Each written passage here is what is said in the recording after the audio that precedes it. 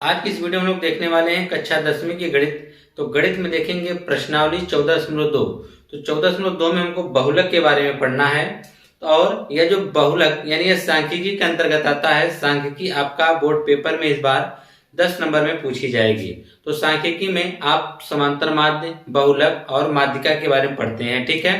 तो इन तीनों टॉपिक से आपको 10 नंबर के क्वेश्चन आने तय हैं, ठीक है।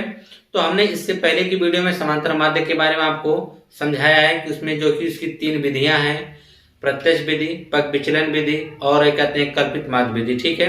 तीनों विधियों को हम अच्छे से समझाया हुआ है। अगर आपने उस वीडियो को नहीं देखा है तो ऊपर आई बटन पर क्लिक करके आप उस वीडियो को देख सकते हैं, ठीक है। अगर आप समांतर माध्य समझ गए हैं तब उसके बाद आइए बहुलक देखिए, ठीक है।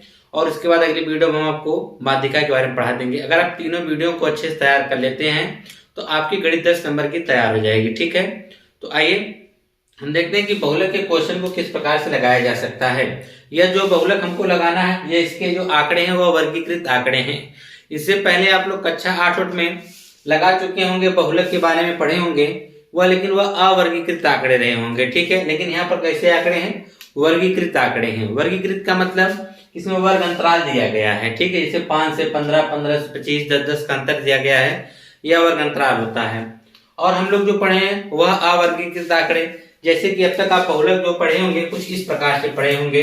जैसे मान लीजिए कोई संख्या दे दी 5, 15, 10, 5, 10, 5, 12, 5, 7, 6, 5। इस प्रकार से ये जो आंकड़े आपको दे दिए जाते थे तो इससे पूछा जाता बहुलक बताइए। जो संख्या सबसे अधिक बार आती थी उसी को हम लोग बहुलक कहते थे, ठीक है। जैसे इसमें सबसे ज्यादा कौन आया है तो आप देखेंगे 5 जो है इसमें सबसे ज्यादा बार आया है। 1, 2, 3, 4, 5। 5 जो है 5 बार आया है तो इसका जो बहुलक होगा वह 5 कहलाएगा, ठीक है। और अगर कोई संख्या देखें, अगर 10 देखें तो 10 2 ही बार आया है, ठीक है। तो इस प्रकार से अगर आप देखेंगे इसका बहुलक तो कितना आया था? 5 आया था। तो ये जो आपके आंकड़े थे या वो अवर्गीकृत आंकड़े थे, ठीक है। पर अब आपको जो बहुलक निकालना है वह वर्गीकृत आंकड़े हैं, उसके लिए आपको फार्मूला दिया गया है। यह फार्मूला आपको याद रखना पड़ेगा, तभी आप बहुलक के सवाल लगा पाएंगे। फार्मूला क्या है? बहुलक बराबर एल प्लस कोष्टक में f1 माइनस f0 बटा 2f1 minus f0 minus f2 पूरे के गुणे में क्या हो जाएगा? h। अब ये f1, f2, l और h क्या है इसके बारे में आपको भी बता रहे हैं, ठीक है। l देखिए क्या होता है कि जिसकी हम देखेंगे जिसकी संख्या सबसे अधिक होगी वही वर्ग अंतराल हमारा क्या कहलाएगा? बहुलक वर्ग अंतराल कहलाएगा। और उसकी सबसे जो निम्न सीमा होती है, निम्न सीमा मतलब जो सबसे छोटा मान होता है तो उसको हम लोग क्या कहते हैं? यल से व्यक्त करते हैं। और इस प्रकार से चलिए हम क्वेश्चन को लगाते जाते तो इसमें आपको हर सब कुछ क्लियर होते चला जाएगा, ठीक है। तो सबसे पहले आप क्वेश्चन को लगाने के लिए यह आपको सामने सारणी दे दी जाएगी, ठीक है। यह सारणी आपको इस प्रकार से दे दी जाएगी और कहेगा यह जो आंकड़े दिए गए हैं इसका बहुलक ज्ञात कीजिए। तो आप बहुलक किस प्रकार से निकालेंगे? जैसे यहाँ पे जो आंकड़े दिए गए हैं वह कहा कि 5 से 15 वर्ष के कई रोगी हैं? 6 रोगी हैं। 15 से 25 वर्ष के 11 हैं। 25 से 35 के 21 है। 35 से 45 के 23 है। 45 से 55 के 14 हैं। 55 से 65 के 5 रोगी हैं, ठीक है। तो यह जो रोगियों की संख्या दे रखा है, तो सबसे अधिक रोगियों की संख्या किस वर्ग अंतराल में है? तो आप देखेंगे इसमें तो 5 से 15 में सिर्फ 6 रोगी हैं। 15 वर्ष से लेकर 25 वर्ष के 11 रोगी हैं। 25 वर्ष से लेकर 35 वर्ष जिसके बीच में, इस उम्र के बीच में कितने रोगी हैं? 21 रोगियों की संख्या है। सबसे अधिक किसमें मिल रहा है? सबसे अधिक हमको इस वर्ग अंतराल में मिल रहा है। तो हमारा जो वर्ग अंतराल होगा वह हमारा 35 से 45 होगा। और यह जो हमारा 23 है यह हमारा जो क्या कहते हैं? बहुलक वर्ग कहलाएगा। यह क्या कहलाएगा? बहुलक। सबसे ज्यादा संख्या इसी की 23 वर्ष है ना रोगियों की संख्या, तो उसका जो यह वर्ग अंतराल होगा इसे हम बहुलक वर्ग बोलेंगे। क्या बोलेंगे? तो लिखेंगे यहाँ पर बहुलक वर्ग, लिखा जाएगा बहुलक वर्ग। तो बहुलक वर्ग हमारा मिल गया। जो बहुलक वर्ग मिला 35 से 45। तो चलिए 35 से 45 हो गया हमारा यह बहुलक वर्ग। जो हमारा बहुलक वर्ग होता है उसका जो रोगियों की संख्या जो होती है उसको हम f1 से व्यक्त करते हैं। किससे व्यक्त करते हैं? f1 से। तो f1 के ठीक ऊपर क्या होता है? f0 होता है। और F1 के ठीक नीचे क्या होता है, F2 होता है। इतनी चीजें तो आपको समझ में आ गई होगी। जिसकी बारंबारता सबसे अधिक होगी, जिसमें रोगियों की संख्या सबसे अधिक होगी, वही हमारा क्या कहलाएगा, बहुलक वर्ग कहलाएगा। और जो बहुलक वर्ग होगा उसकी जो संख्या होगी वह हमारा F1 होगा, उसके ठीक ऊपर F0 होगा, उसके ठीक नीचे F1 के क्या होगा, F2। यही कहें 0 1 2। तो कैसे आप पकड़ेंगे, सबसे पहले F1 मिलेगा, F1 से ऊपर F0 और फिर F1 से नीचे क्या हो जाएगा, F2 हो जाएगा। ठीक है, तो यहां तक हम लिख लेते हैं। हमको क्या पता चला, F0 बराबर हमारा कितना है, 21 है। F1 बराबर हमको मिला 23 है और F2 बराबर हमको मिल गया वह हमारा 14 है। ठीक है, अब सुनिए, आपने ये तो अब रह गया L और H। जो ये आपने ये बहुलक वर्ग लिया है, इसकी यह निम्न सीमा कहलाती है, उच्च सीमा कहलाती है। तो निम्न सीमा कितना है, 35। तो आप यहाँ पे लिखेंगे L बराबर वह कितना हो जाएगा, 35। ठीक है, और H क्या होता है, इन दोनों का वर्ग अंतराल 35 और 45 का जो वर्ग अंतराल होगा वह कितने का है, वह 10 का है। तो H बराबर कितना आ जाएगा, 10। तो आप देखिए सभी मानों को आपने यहाँ पर खोज लिया। कैसे मान को खोजेंगे, सबसे पहले आप रोगियों की संख्या को ढूंढेंगे सबसे अधिक। तो सबसे अधिक 23, तो ये आपका बहुलक वर्ग कहलाएगा। तो बहुलक वर्ग आपने 35 से 45 लिखा। जो 23 है यह F1 का मान, इसके ठीक ऊपर F0, इसके ठीक नीचे F2। ठीक, आपने F0, F1 और F2 का मान लिख लिया। तो बहुलक वर्ग की निम्न सीमा को हम L बोलते हैं, दोनों के अंतर को हम क्या कहते हैं, H। तो तुरंत निकाल लीजिए बहुलक। तो क्या निकाल दीजिए, बहुलक। तो बहुलक का सूत्र आप लिखते चलिएगा, L प्लस कोष्टक में आपका होगा F1 माइनस F0 बटे 2F1 minus F0 minus F2 कोष्टक बंद और गुणे में क्या, H। फार्मूला जितनी बार लिखेंगे, जितनी बार आप सवाल आएंगे उतनी बार फार्मूला लिखेंगे, और फार्मूला बार बार लिखने से आपको याद रहेगा। ठीक है, तो L का मान कितना है, 35। तो हमने रख दिया यहाँ पर 35 प्लस F1, तो F1 का मान कितना है, 23। तो हमने 23 रख दिया, माइनस F0 का मान कितना है, 21। तो हमने 21 रख दिया, बटा 2F1, यानी F1 का 2 गुना, तो 23 गुना कितना हो जाएगा, 46, माइनस F0 का मान कितना है, 21। चलिए 21 कर देते हैं, माइनस F2, तो F2 है 14। तो हमने यहाँ पे 14 कर दिए। ठीक, कोष्टक बंद, गुणे H का मान कितना आया है, 10। तो हमने यहाँ पे 10 रख दिया। अब हल करना है इसको, तो हो जाएगा 35 प्लस, देखिए 23 में से 21 घटाएंगे तो कितना आ जाएगा, 2 पूरे बटा में 46 है तो रहने दीजिए। यह दोनों माइनस दोनों जुड़ जाएंगे, 21 और 14 जोड़ देंगे तो यह आपका हो जाएगा 35 और गुणे में क्या हो जाएगा, 10। तो यह हो जाएगा 35 प्लस, यह 2 तो रहेगा ही, रहने दीजिए। अब 46 में से अगर 35 आप घटाते हैं तो आपको मिल जाएगा 11 और गुणे में 10, तो गुणे में 10 कर देते हैं। ठीक है, बाकी कैलकुलेशन इधर देखिए। तो यह आपका बहुलक बराबर आपका बनने जा रहा है, बहुलक बराबर यह 35 है तो रहने दीजिए 35 प्लस है, देखिए 10 दूना क्या हो जाएगा, 20, 20 बटे 11 क्या हो जाएगा, 20 बटे 11। तो 11 से हमको 20 में करनी पड़ेगी भाग, तो 11 एक कम 11 आया 9.0, 11 बटे 88 आया 2.0। ठीक है, 11 एक कम 11 फिर वही आने लगेगा, यानी आप लिख सकते हैं 35 प्लस 1.81। ठीक है, तो 35 में जोड़ देंगे तो हो जाएगा 36.81।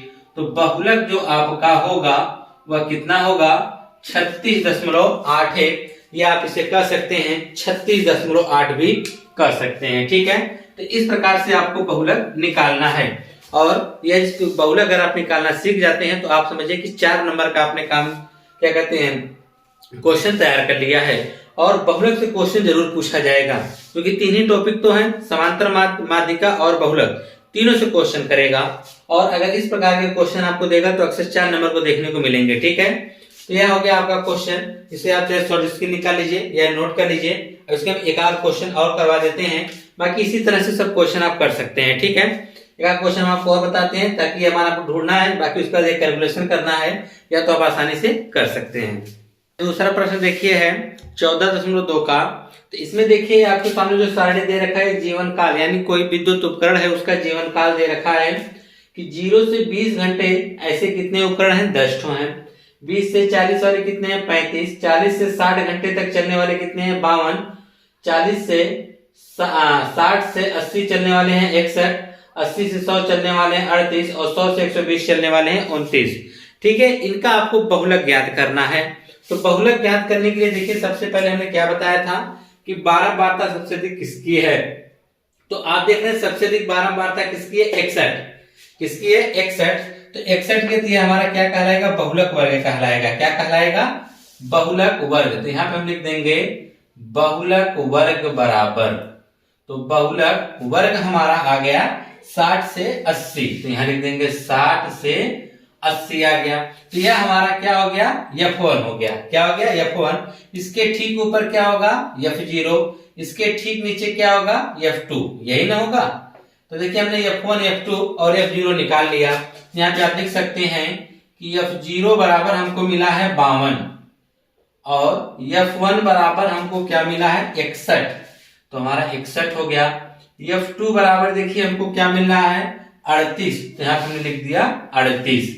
तो बहुलक वर्ग जो होता है उसकी निम्न सीमा को हम लोग बोलते हैं L। L का मान है 60 और H जो होता है इन दोनों का अंतर, H कितना का अंतर है, 20 का। तो हमने 20 लिख दिया।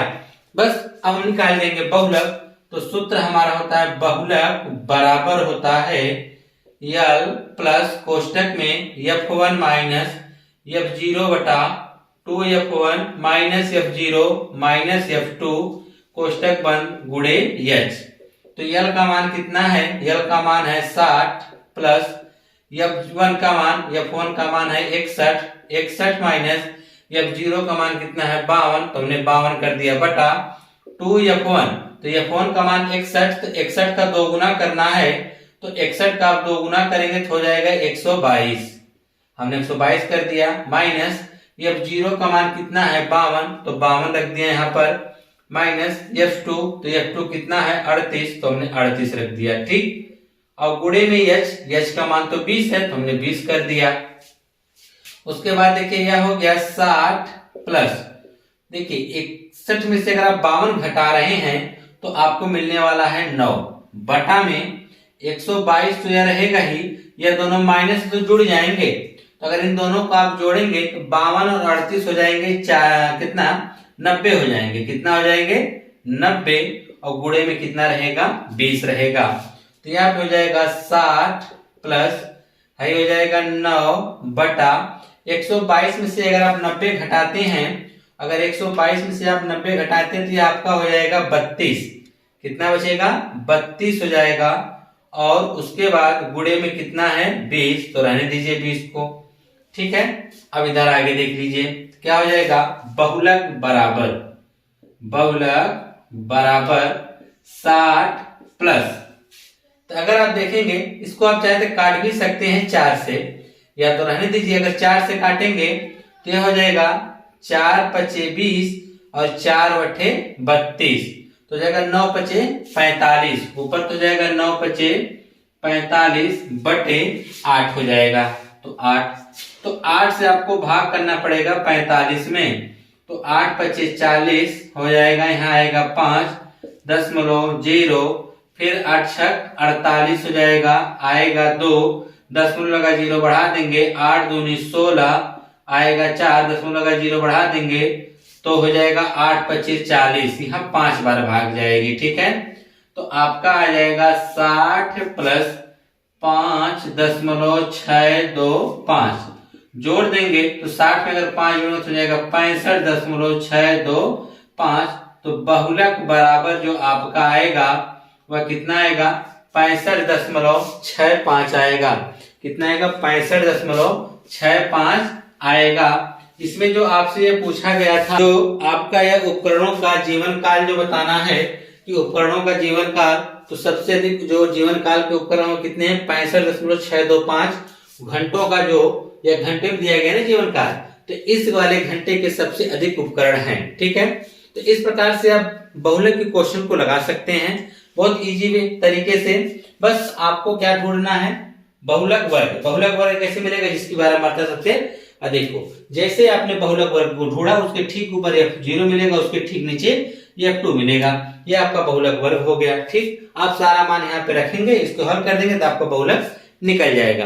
तो मिलते हैं आपसे नई वीडियो में, आपसे मिलेंगे इसके, उसमें आपको माध्यिका के बारे में बताएंगे। ठीक है।